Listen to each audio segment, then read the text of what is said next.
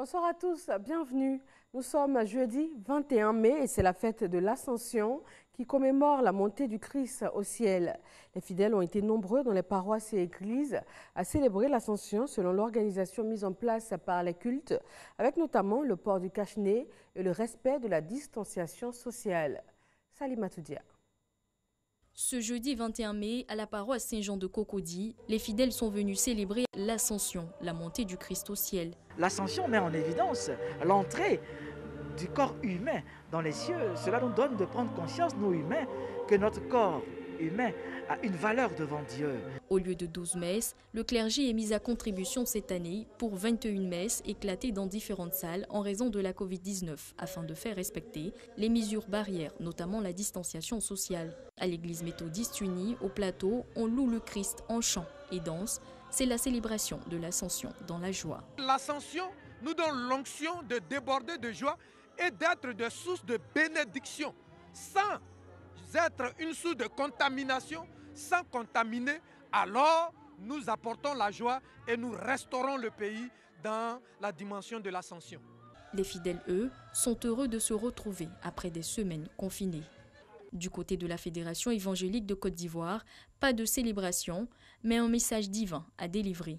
Ce que nous, les chrétiens, nous devons retenir, c'est que notre Seigneur a remporté la victoire sur le péché, sur la mort. Et ensuite, il est allé au ciel. Mais avant d'aller au ciel, il a recommandé aux disciples d'aller partout et d'annoncer l'évangile. Les fidèles chrétiens ont surtout été invités à garder la foi en cette période de crise sanitaire mondiale. Une crise sanitaire qui demande également une meilleure gestion des déchets, autant ménagers que ceux des hôpitaux. Une opération de distribution de sacs poubelles aux ménages du district d'Abidjan a donc été lancée par le ministère de l'Assainissement et de la Salubrité. Cette distribution de sacs poubelles s'inscrit dans le cadre de l'opération Grand Ménage destinée à assainir le cadre de vie des populations, mais surtout à assurer une meilleure gestion donc des déchets en cette période de crise sanitaire.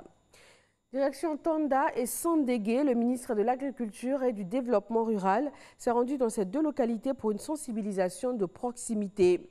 Il a invité les populations à respecter les mesures barrières édictées par le gouvernement afin d'éviter la Covid-19 et aussi à se faire établir leur carte nationale d'identité.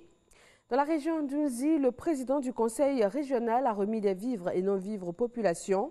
Ces dons, estimés à plus de 45 millions de francs CFA, ont été redistribués aux populations des localités de Dimbokro, Kwasi, Kwassikro et Bokanda. En Bolivie, coronavirus rime avec scandale financier ces derniers jours. Une enquête a été ouverte pour une affaire de surcoût dans l'achat de respirateurs à une entreprise espagnole. 170 respirateurs auraient été facturés quasiment au triple de leur coût réel. Le ministre de la Santé, Marcelo Navarras, qui a approuvé cet achat, a été arrêté. La présidente intérimaire a affirmé que les autorités corrompues devront rembourser jusqu'au dernier centime ce qu'elles ont volé. Le besoin de respirateurs se fait aussi ressentir au Yémen. Le coronavirus y fait grimper la mortalité dans les centres de santé. Médecins sans frontières s'alarment de la catastrophe en cours car la pandémie se propage. Et cela faute de moyens humains et matériels dans un pays ravagé par 5 années de guerre. Médecins sans frontières a lancé un appel urgent aux Nations Unies et aussi aux pays donateurs pour faire plus et le faire en toute urgence.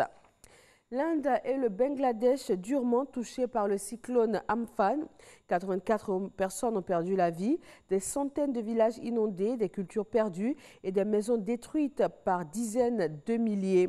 Rompus à la gestion de cyclones et bénéficiant de systèmes de surveillance météorologique efficaces, les deux nations d'Asie du Sud avaient déjà évacué à titre préventif plus de 3 millions de personnes dans des abris provisoires. Et voilà pour ce bref point de l'actualité. Merci de votre attention.